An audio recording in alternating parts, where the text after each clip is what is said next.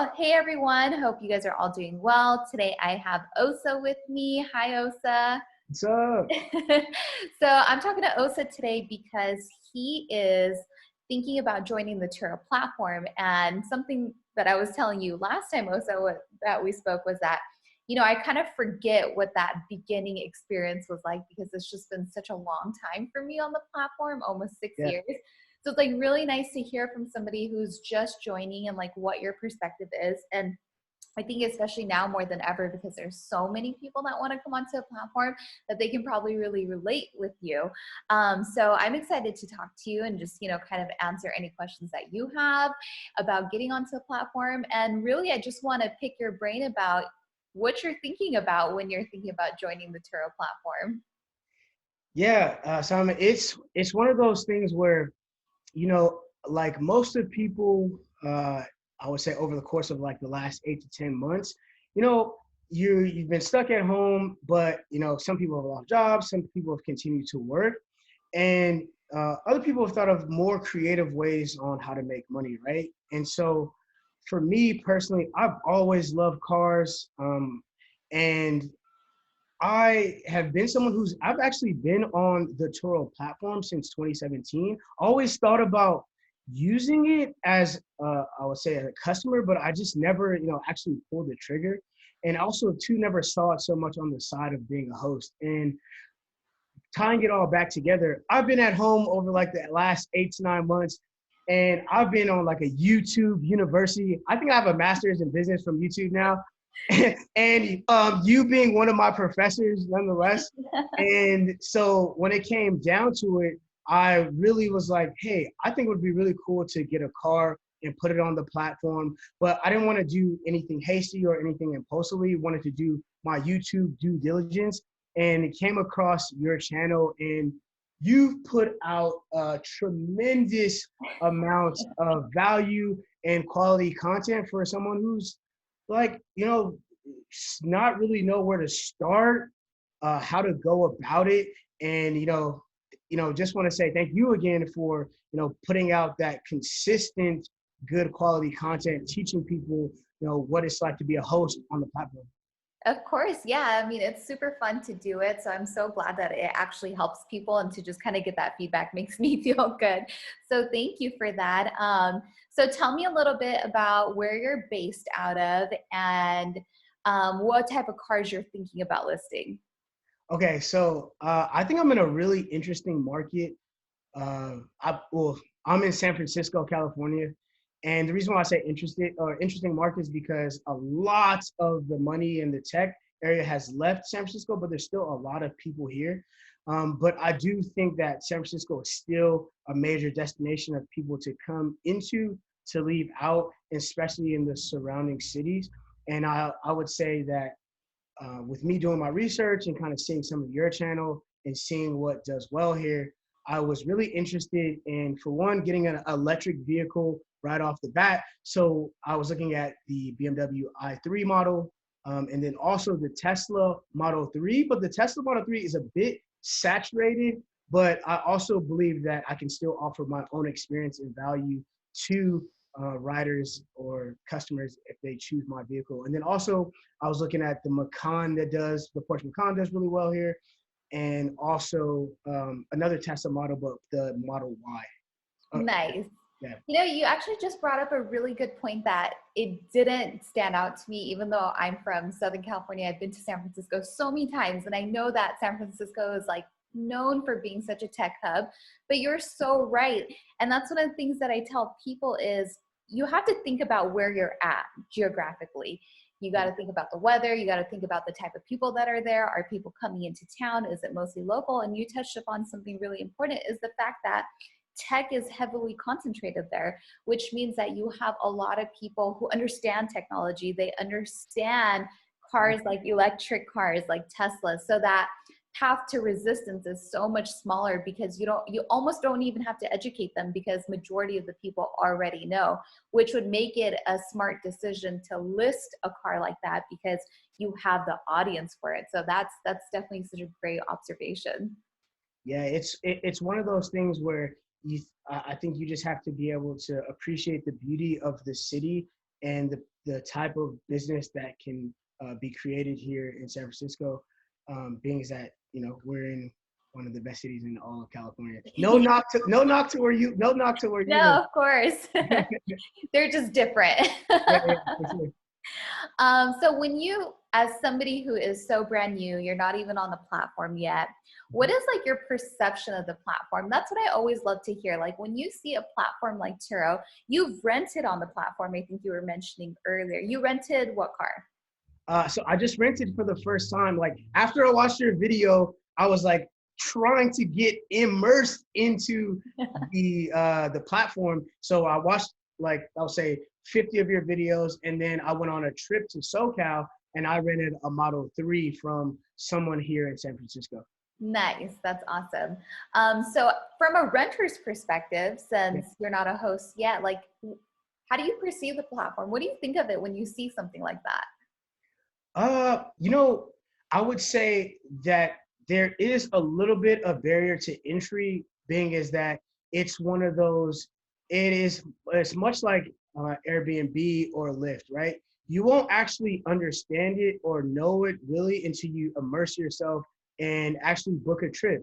Where like I'm so used to going to Enterprise or going to Hertz and like having someone give me 3 or 4 different models to choose from, and being able to book a car online, and then when I actually get there, not being able to get the car that I want, right? And with Turo, I'm able to see any single car that I want, and when I pick that car, I will specifically be able to get that car. So it's still a lot to get to process and get used to, but it's I would say it's really cool if you're just open to trying new things. That's such a good point of view, because you know it's so funny you saying that. You reminded me how often actually till this day I get messages from renters who are renting some of my cars, and they'll say things like, "Oh, what color is the car that I'm getting?" I'm like, "It's literally exactly the car that you rented." Exactly. So I was having this big issue because my little brother goes to Cal Poly San Luis Obispo, and so I would rent a car, I would say once a month for 3 days to go visit him. I would on the site book a Range Rover Rogue to get there and get an Infinity, whatever it was, with a different complete color. And I'm like, what is this? They're like, sir, you book a car online with hopes that you get one of the 3 options that we have. And I'm like, fam, what? And those are 2 very different cars. Exactly. But then ultimately it's like, you kind of like, if that's something that you've always done, you kind of just follow suit, where it's like, okay, this is how it goes. You accept it. Yeah. Yeah. And that's where I think, you know, a lot of people question, and they ask me all the time, well, what do you think the future of Turo is? And I tell them like with such confidence, because I know this from what I've seen, is that it's gonna do good. They are really gonna get bigger, and they're gonna grow, and they're gonna excel because of that exact reason. People these days, people want that instant gratification. You know, they want what they want. You go on Amazon, you get next day delivery. You know exactly what you're getting. So people have certain expectations, and car rental companies like Enterprise or Hertz, they don't meet those expectations anymore. And so people will start to drop off because of that. And Turo, that is what they provide. So I think they're going to do awesome. They have such a great future ahead. Yeah, I couldn't agree more. It's one of those things where it's like, you may be a little afraid to try Turo, but you have to try it. And then once you try it, you then realize like, hey, I may not be able to go back unless I have to, like, because I mean, it's really no comparison. You look at the Turo app, you say, hey, I want this red Model Y Tesla, and then boom, you go to the car, and sometimes they have I think the Turo Go, where you don't even have to meet up with the owner. You know, you bring up another such a good point that, you know, when somebody is new and going through the process, you know, it's so funny as somebody who's been on the platform for so long, how you forget these things because it just becomes your norm. But you know how you mentioned that after you kind of did your research, you were like, hey, let me go rent a car. That is so important to do. And I'm actually right now, I'm on a little trip to Utah, and I actually booked a car tomorrow. I have nowhere to go. I really have no plans, but till this day, every so often I'll go on the platform and I'll rent cars just to see like what's going on and like what type of inventory people have. And for tomorrow, I booked the most random car, but the reason why I booked it was because it was a 2021 model, and it was the only 2021 model. It's a Volvo that was in like a 50-mile radius. And I was like, you know what? Let me check this out. This is really cool. So Yeah. I want to meet up with that host just to kind of pick his brain and talk to him and see, you know, what he has going on. But just having that experience, I think really kind of helps you learn the platform from the perspective of a renter, so that when you become a host, Sure. you know what to do and what not to do and how to really cater to somebody. Yeah, I agree with you. It was something that you taught me in that last convo was just that, like, yeah, there are gonna be a lot of cars on the platform, maybe in a lot in your area, but ultimately it's like, what type of experience are you gonna provide a renter? And ideally, okay, I love the app, but I also just really love the experience that my host provided for me, being that the car was clean, she provided answers for any questions that I had. And then overall, it's like I rented a car, but I also felt like I had someone like on my side in a sense, even though it's just renting a car, but I feel like I had an ally, Yeah. you know? Like, it's almost like you have a friend. Yeah. Yeah. I actually didn't think about that until I said it, where it's like, I rented someone's car, but it's like, yo, I for one, I wanted to like treat the car right. I wanted to be able to take care of it because like, I felt like I was giving it back to my friend at the end of the day. Exactly. It's really that element of that human to human connection, which I think that now more than ever, especially since this pandemic happened and people have been really isolated, I think that's the experience that people crave. Like, you Yeah. might not know it up front, but when you do go and meet a host and they do show you that they care about this car, and you know they're hyped on showing you the features or like what they love about the car, it's a different level of connection that you almost can't even really quantify what the value of that is, but that value is so important. Like, that goes above and beyond. And over time, what I've seen personally is that it compounds. The better experience that you provide, that value that you provide, the more people that you connect with, Yeah. it comes not only in your reviews, but you would be surprised at some of the people that you meet. You never know who that person is on the other end, and what relationships you build and what resources you're able to capture from other people. So in thinking about it in that sense alone, like, it's not just the opportunity of listing a car on the platform. You just don't know what else could potentially come out of it, because you open yourself up to all these other possibilities, and it's really cool. Yeah, just to add to that point, I rented from someone here in San Francisco. Just so happened that we had a lot of mutual friends, and when I asked her if I could just ask her a few questions about the platform, she was like, "Yo, like I'm like so happy that you reached out to me and asked. Like I'm here for you. I'm ready to share any uh, answers to any questions that you have." And I was like, "Yo, this is dope." Yeah. And you know what I mean? So it's like it's really cool that just on the host side, or like just the type of people that are renting cars are just good quality people. Exactly. And you're so right. Like, literally over the years, I've made friends who are renters who will, till this day, they'll like text or call and just check in, like, hey, how's your cars going?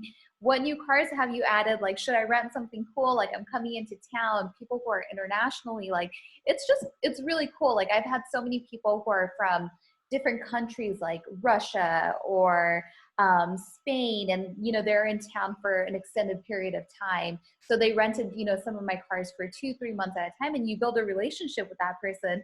And you know they always leave saying, hey, if you're ever like in my country, like make sure you call, like come visit, we'll show you around. So it's like, it's kind of cool to know that you make these connections, and you know you never know when you'll utilize that. And that's just, I don't know, it's such a fun part of the business that I think is not nearly talked about enough.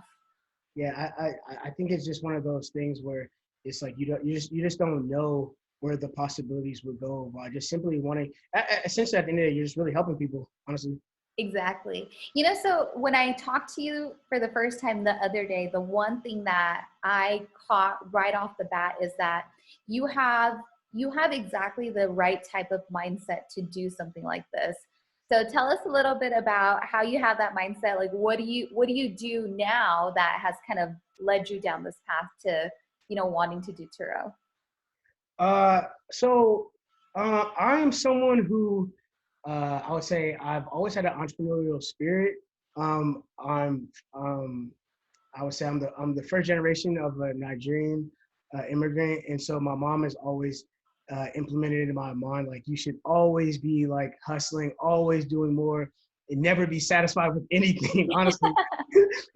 And so with that being said, it's like I am an entrepreneur. I'm an entrepreneur. I'm an online fitness coach all across the Bay Area here, and for me, business is doing pretty decent. But like I always like to just try my hand in multiple different things and just learn through experience.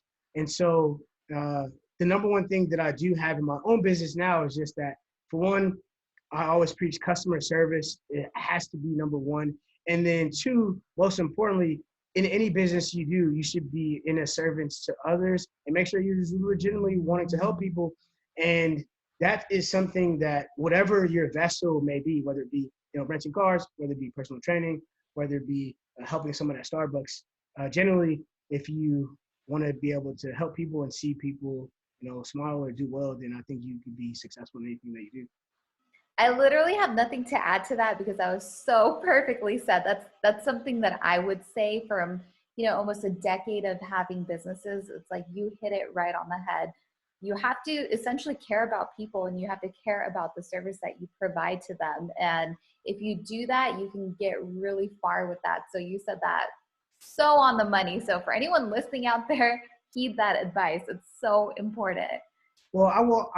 I know that it's questions about me, but like Saimah, for one, I reached out to you and you've been like I'd say you're my mentor already from just videos and a couple of times that we've spoken. But like with you, how have you been like an entrepreneur and like started so many businesses? I think we're the same age. Like, where does that come from you? That's a great question. One that I don't think I've actually ever answered. So, Come on.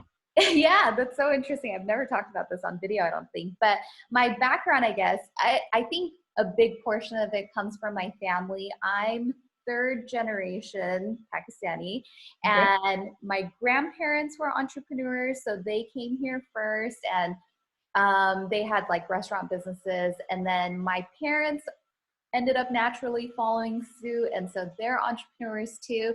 So from a young age, I was kind of always around that. And so I guess that's how I fell into that path. I don't know, but it always just kind of resonated with me Yeah. from a very young age. And so when I did go to college was not for me. I was not naturally made to go to school. Yeah. And I just remember, and I actually went to school for business. And I learned nothing about business. Me too. I went to school for business too, and I feel like all the business that I've learned has just been simply by reading my own Yeah. books. My own books. Literally right behind my computer on this table that I'm sitting, I have stacks of books, and that's how I've learned everything too. Yeah. But yeah, I went to school for business, didn't learn anything other than work ethic. I think is the main takeaway that I got from college is that, you're accountable for yourself. Either you do the work and you get your degree or you don't. So that was sort of, when I left, I was like, okay, that'll be my silver lining. That's the thing that I take away from college. But I just remember being in school and I would never pay attention in class. I was always on my computer, like trying to figure out like what business I could start. What idea do I have? Can I draw up a business plan? And so, I barely made it out of college because I was always so distracted.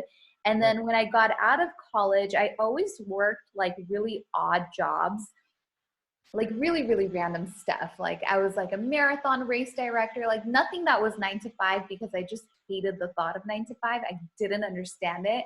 So I did really odd things, but I was always doing like 2 or 3 things at a time. And then finally, when I got out of college, I still lived at home at the time because I went to school locally. I went to a Cal State. And then I was just like, you know what? I need to move out. I need to start a business. And I just got to do it. And I didn't even, at that time, I didn't even really know what I wanted to do. But then I was like, well, if I move out, then I'm going to be forced to figure something out. So that's kind of the path that I took. And my initial businesses were always in technology. It just kind of random.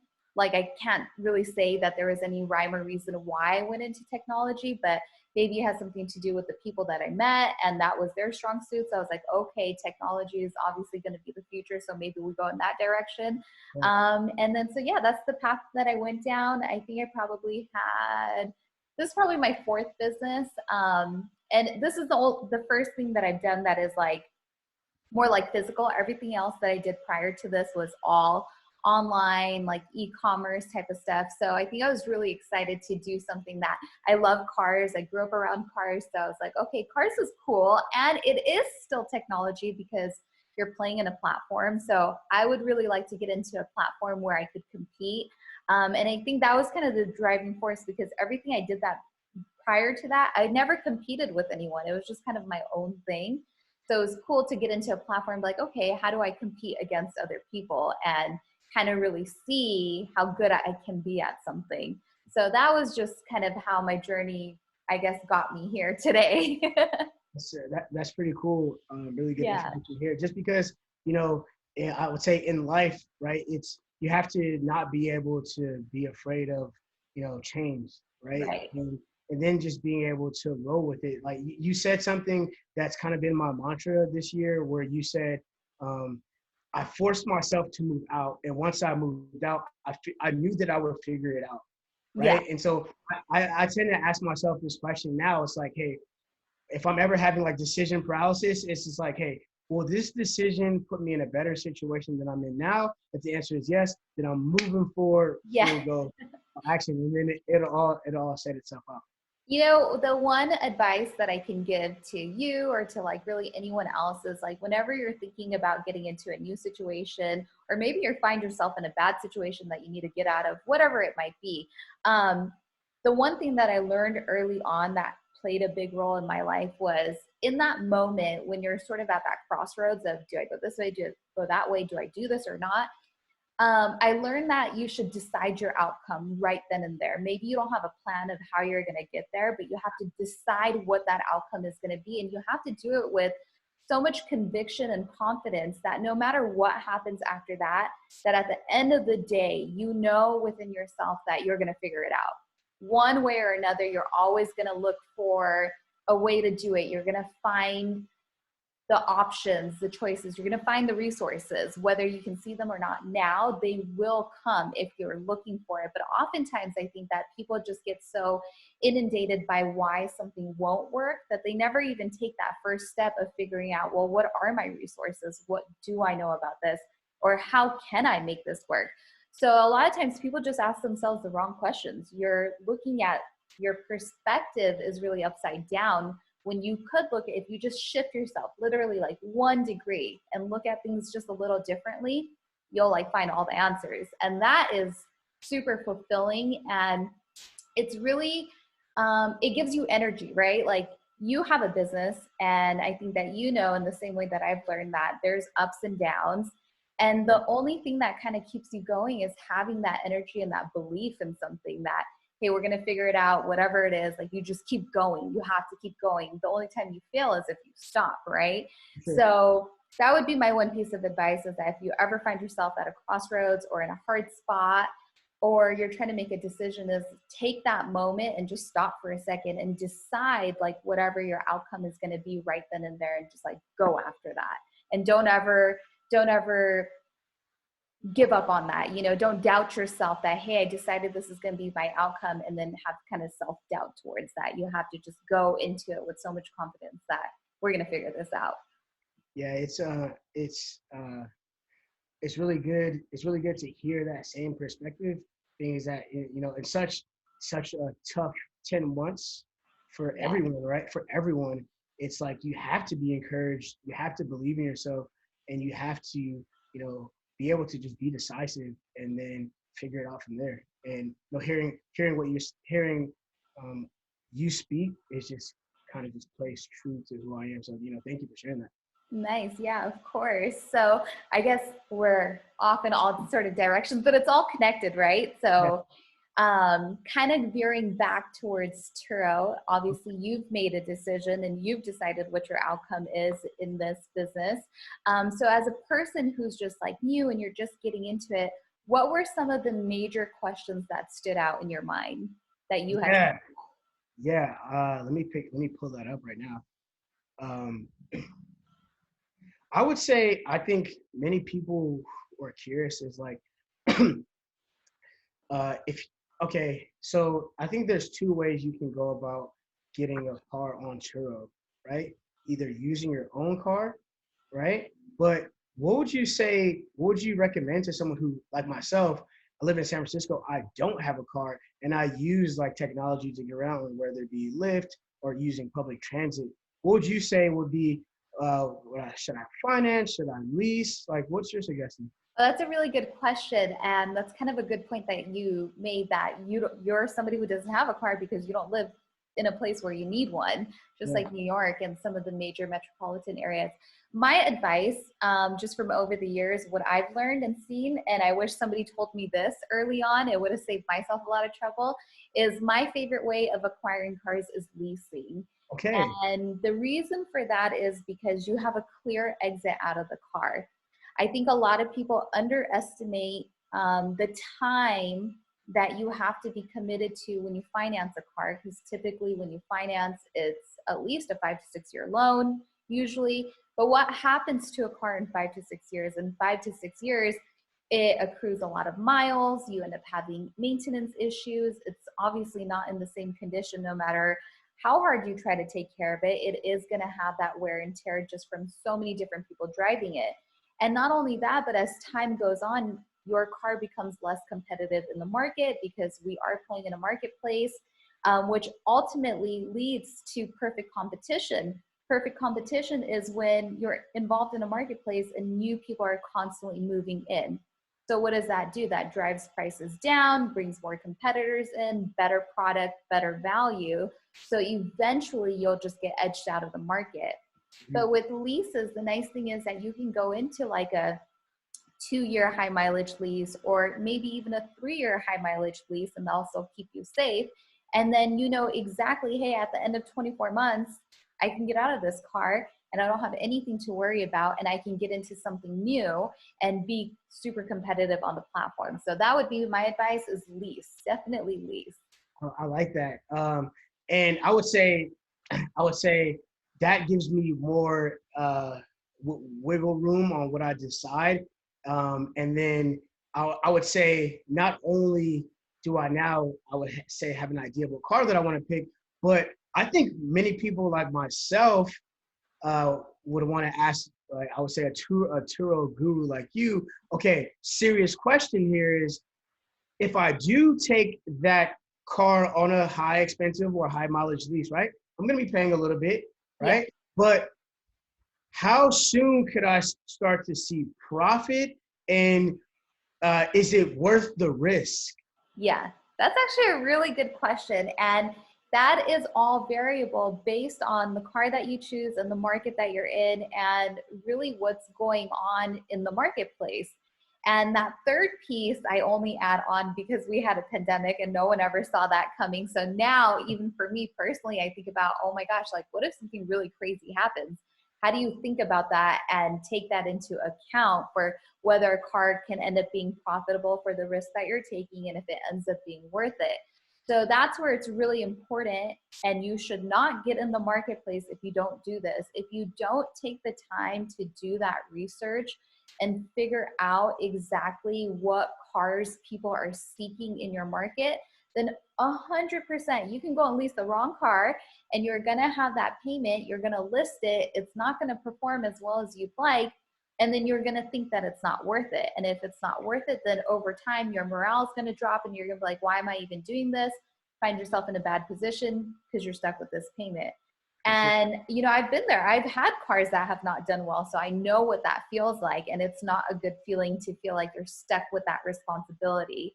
So is it worth it? Absolutely, if you pick the right cars. So for me, like some of my favorite cars that have been so profitable over almost 6 years have been my Corvettes. here in Southern California, just having that two-door sports car that's convertible, it just resonates with a lot of people. People come to town and they kind of view it as that California car. It's a sports car, you know, whatever, they're going on date night or whatever it might be. Also, it attracts a lot of international people because they don't have that American sports car in Europe. So when Yeah. they come into town, they want to drive that. So yes, it's absolutely worth it if you can pick the right car and you get it at the right deal. Like, you don't want to just go and pay an arm and a leg for a car. Like, okay, I'll give you an example of a Corvette. A C7, you really want your payments to land right around like $700 a month. Oh, If that's it? Yeah, Oh, wow. people really underestimate how inexpensive Corvettes are. What? I was expecting you to say 1200. No, no, no. So, and that's also why I love the Corvettes, because it's one of those cars that has a lot of perceived value, but it's not that expensive. Oh. So you can literally, if you buy at the right time of the year, like usually in December or January, I haven't looked at it lately, you can seriously get a Corvette for like $46,000 to $50,000. If you look hard enough, you can find those deals. Like, did I see a video of you like getting like an exclusive one that was like Oh only yeah. like one on the entire lot? What was that about? Yeah, I got just recently I got the new C8s, which Okay. are very rare to come by. They're own like the allocations are only if you placed an order years ago, kind of like how Tesla was back in the day. So it's kind of like that, and I just kind of got lucky on how I got that car.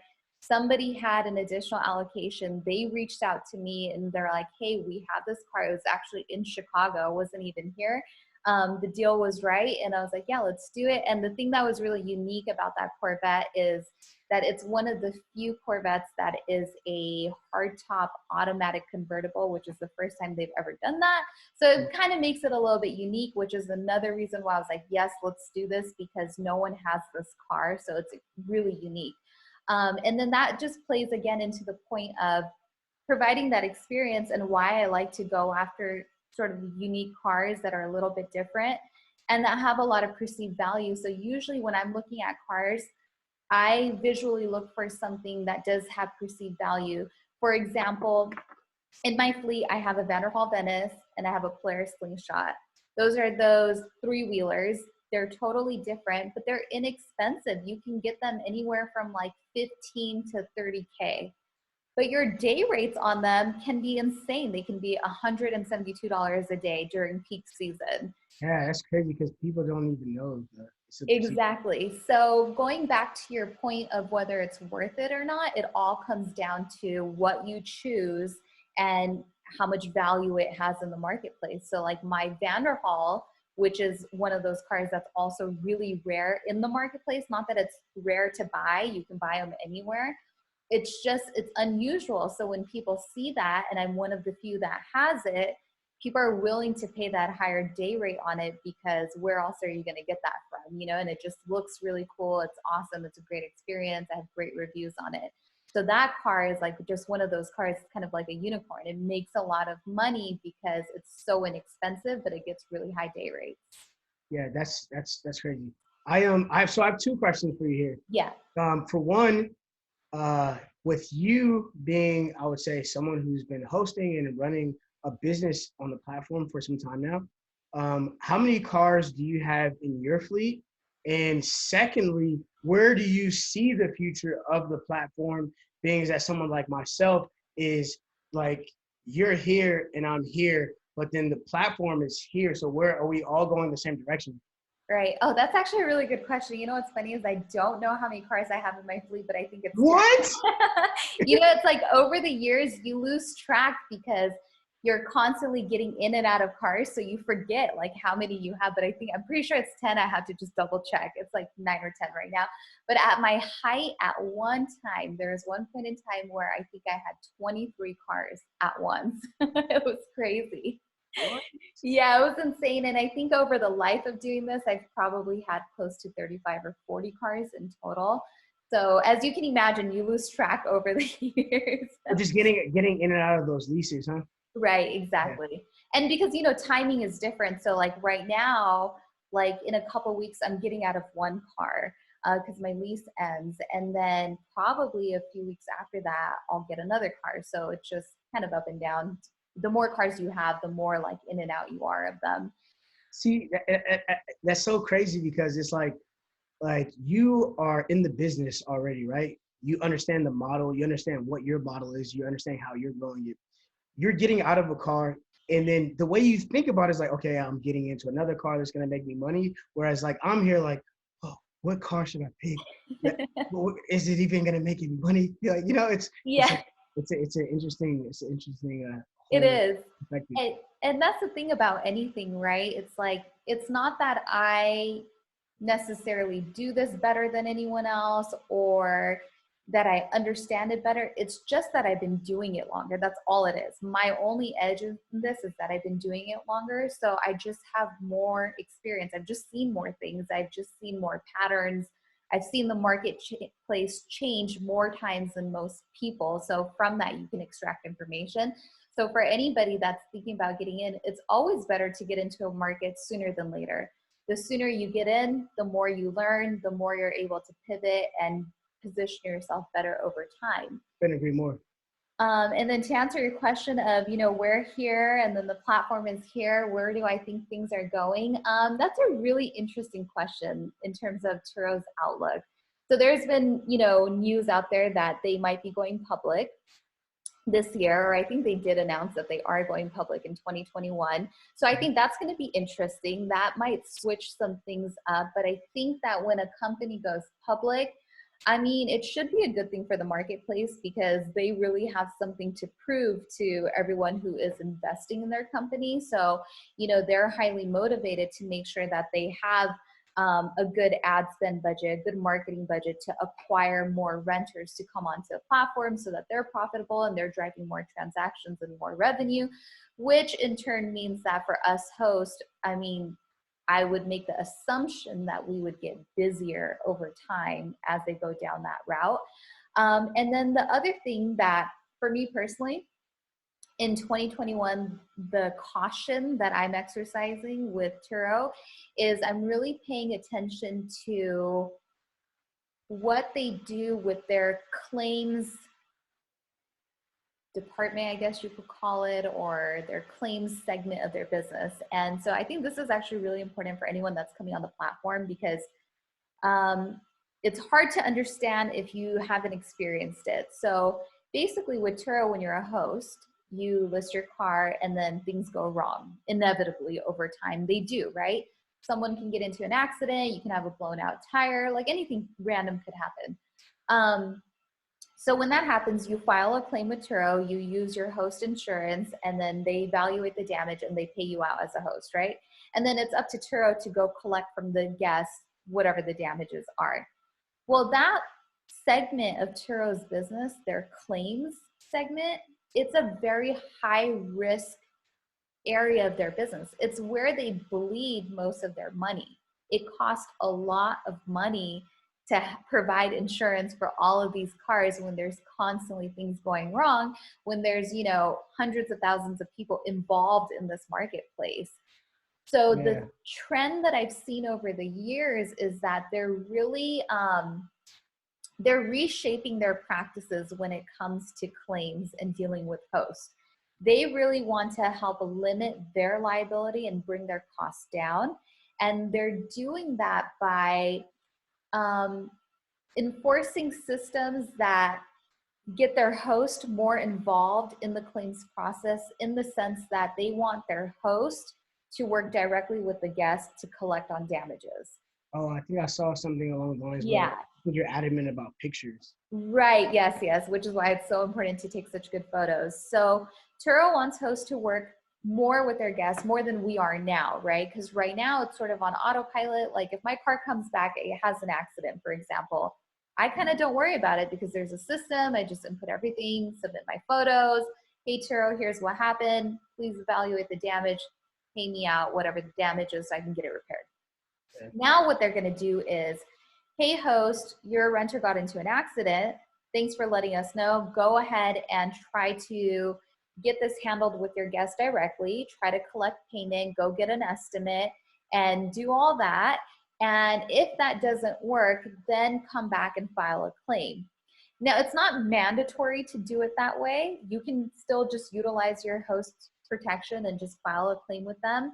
But what I'm saying is that I think that they're going to really get stricter about evaluating their claims risk on certain cars and certain hosts, because there are hosts out there who will sort of frivolously just file claims all the time. Like, hey, this happened, this happened. And that costs Turo money. Every time somebody files a claim, you know, they have to put people behind that. A claims agent has to investigate it, and that adds up. And so that is not good for the marketplace. So I think that they're going to really start incentivizing hosts to deal with guests directly. And I think this is just a theory, and it's not really based off of too much. It's more of like a hunch. I think that they're really going to be paying attention to cars that have high claims risks, and they're not going to want those cars on the platform.